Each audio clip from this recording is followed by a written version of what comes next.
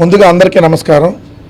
ఈరోజు ఇక్కడికి రావడానికి ప్రధాన ఉద్దేశం వీళ్ళు ఇక్కడ ఆంధ్రప్రదేశ్ రాష్ట్ర ఓటర్లేం కాదు, పక్కన తెలంగాణ రాష్ట్రంలో ఉన్నటువంటి ఓటర్లు. కానీ జగన్మోహన్ రెడ్డి గారి మీద, రాజశేఖర రెడ్డి గారి మీద విపరీతమైనటువంటి అభిమానంతో రాజశేఖర రెడ్డి గారి కోసం అంతకుముందు పనిచేసినటువంటి వాళ్ళు ఇక్కడ వైఎస్ఆర్ కాంగ్రెస్ పార్టీ లేకపోయినా జగన్మోహన్ రెడ్డి గారి బర్త్డేని చేశారు అనేటటువంటి కేవలం ఆ ఉద్దేశంతో తప్పుడు కేసులు పెట్టి 11 మంది మీద అక్రమంగా కేసులు పెట్టడం జరిగింది ఖమ్మంలో. ఇప్పుడు నేను ఖమ్మంలో ముస్తఫానగర్లో ఉన్నా. ఖమ్మంలో డిసెంబర్ 21న జగన్మోహన్ రెడ్డి గారి పుట్టినరోజుని ర్యాలీ, అదేవిధంగా రక్తదాన శిబిరం, అదేవిధంగా అన్నదానం దాదాపుగా 2000 మందితో ర్యాలీ నిర్వహించారనేటటువంటి ఉద్దేశంతో ఇంత గొప్పగా ఇక్కడ ఏ నాయకులకి జరగట్లేదు, మీరు పక్క రాష్ట్ర ముఖ్యమంత్రి బర్త్డేని ఇక్కడ ఎలా చేస్తారు, మీకు డబ్బులు ఎవరన్నా పంపించారా ఇక్కడ బర్త్డే చేయడానికి, లేదంటే ఇక్కడ ఉన్నటువంటి ప్రతిపక్ష పార్టీ ఏమన్నా మీకు పంపించిందా అంటే ఇక్కడ ప్రతిపక్ష పార్టీ అంటే ఇక్కడ టీఆర్ఎస్, సో అక్కడ వైఎస్ఆర్ కాంగ్రెస్ పార్టీ కానీ ఇక్కడ టీఆర్ఎస్ కానీ మీకు ఏమైనా పంపించిందా అని చెప్పి పోలీసులు ఇంట్రాగేషన్లో కొట్టి మరి దాదాపు 11 మందిలో 8 మందిని రిమాండ్కి వేయడం జరిగింది. 13 రోజులు జైల్లో ఉండొచ్చారు. దాంట్లో ఇక్కడ 2 టౌన్ సిఐ ఎవరైతే ఉన్నారో అతను 3 అయితే విపరీతంగా చావబాదినటువంటి పరిస్థితి. ఏం చేశారు వాళ్ళు చేసినటువంటి తప్పేంటని అడుగుతా ఉన్నా. అంటే జగన్మోహన్ రెడ్డి గారి బర్త్డే చేయటమే తప్ప, జగన్మోహన్ రెడ్డి గారి పుట్టినరోజున జై జగన్ నినాదాలు చేస్తే కేసులు పెడతారా? ఓ పక్కేమో ఆంధ్రప్రదేశ్ రాష్ట్రంలో చూస్తూ ఉన్నాం, రెడ్ బుక్ పరిపాలనలో కోడిని కోస్తే కేసు, మేకను కోస్తే కేసు, కానీ మనుషుల పేకలు మాత్రం తెలుగుదేశం వాళ్ళకి వస్తే కేసులు ఉండవు. వైఎస్ఆర్ కాంగ్రెస్ పార్టీ వాళ్ళు కానీ జగన్మోహన్ రెడ్డి గారి అభిమానులు కానీ పుట్టినరోజు సందర్భంగానో ఏదన్నా ఒక జాతర చేసుకుంటా, ఏదైతే మనం గంగమ్మ జాతర అంటే ఏం చేస్తాం, పొట్టేళ్ళని బలిస్తాం. సో పొట్టేల్ని అమ్మవారికి బలిచ్చి మనం జాతర చేసుకుంటాం. అలా పొట్టేల్ని బలిస్తేనో లేదంటే కోడిని కోస్తేనో ఆంధ్రప్రదేశ్ రాష్ట్రంలో కేసులు పెడుతున్నటువంటి పరిస్థితి. ఇక్కడ తెలంగాణలో ఖమ్మం అంటే వైఎస్ఆర్ కాంగ్రెస్ పార్టీకి ఒకప్పుడు పెట్టని కోటగా ఉండేది.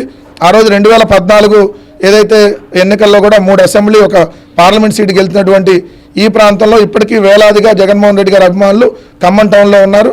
సో జగన్మోహన్ రెడ్డి గారి అభిమానులు మొన్న బర్త్డే అంటే జగన్ గారి బర్త్డేని ఆంధ్రప్రదేశే కాదు, తెలంగాణ కాదు, యావత్ ప్రపంచవ్యాప్తంగా ఎప్పుడూ జరగనంత ఘనంగా జరిగింది. ఓవరాల్గా ట్రెండింగ్లో ఉంది ఆ బర్త్డే ఆ రోజు ట్రెండింగ్లో ఎలా ఉందో బర్త్డే అయిపోయినా కేసులు కూడా అలానే ట్రెండింగ్లో ఉన్నాయి. ఎందుకంటే ఎక్కడ పడితే అక్కడ కోడిని కోసాడని ఒకటి కేసు, మేకను కోసాడని ఒకటి కేసు, రప్పా పెట్టాడని ఒక కేసు. అయ్యో, మనుషుల తలకాయల్ని వినుకొండలో, పల్నాడు జిల్లా వినుకొండలో రషీద్ అనే వైఎస్ఆర్ కాంగ్రెస్ పార్టీ కార్యకర్తని నడి రోడ్డు మీద నరికితే ఇప్పటి వరకు వాళ్ళ మీద ఏం చర్యలు తీసుకున్నారు? వాళ్ళు శుభ్రంగా బెయిల్ మీద హాయిగా బయట తిరుగుతున్న పరిస్థితి. అదేవిధంగా చూస్తే 18 నెలల క్రితం 9 ఏళ్ల బాలిక నంద్యాల జిల్లాల మచ్చుమరిలో అత్యాచారం చేసి హత్య చేస్తే ఆ హత్య చేసినటువంటి వాళ్ళు అత్యాచారం చేసి హత్య చేసి వాళ్ళు బయట తిరుగుతూ ఉన్నారు. ఆ అమ్మాయి శవం ఇప్పటివరకు దొరకల, ఆ బాలిక శవం. ఇలాంటి పరిస్థితులు ఉన్నాయి.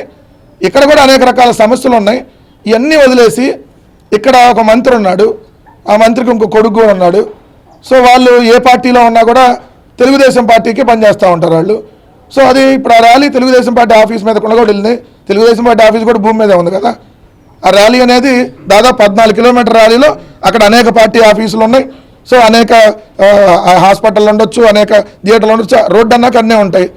సో ఆ రోడ్డు మీద మా ఆఫీస్ వచ్చింది కాబట్టి మీరు మా దగ్గర వెళ్ళకూడదు, లేదంటే ఇక్కడ చెప్పులు ఇప్పి తిరగాలి, లేదంటే మీరు ఇక్కడ జెండా దించి వెళ్ళాలి, ఇలాంటి నిరంకుశత్వంలో ఈరోజు మనం బతుకుతా ఉన్నాం ఇక్కడ.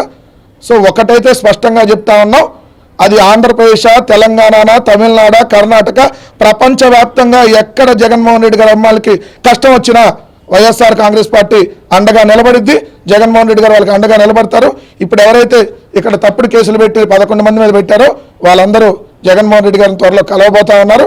ఖచ్చితంగా ఇక్కడ జరిగినటువంటి అన్యాయం, ఇక్కడ పెట్టినటువంటి తప్పుడు కేసుల మీద ఖచ్చితంగా రానున్న రోజుల్లో తగినది మీరు అనుభవించాల్సినటువంటి పరిస్థితి. ఎవరైతే తప్పుడు కేసులు పెట్టారో వాళ్ళకు ఒక రోజు వచ్చింది, ఆ రోజు వాళ్ళు కూడా అనుభవించాల్సిన పరిస్థితి వచ్చింది.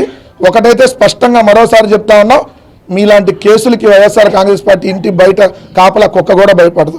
అలాంటిది జగన్మోహన్ రెడ్డి గారు అమ్మాయిలు భయపడతారా? మీ కేసులకి ఇక్కడ ఎవడో దడిసేవాడు లేడు.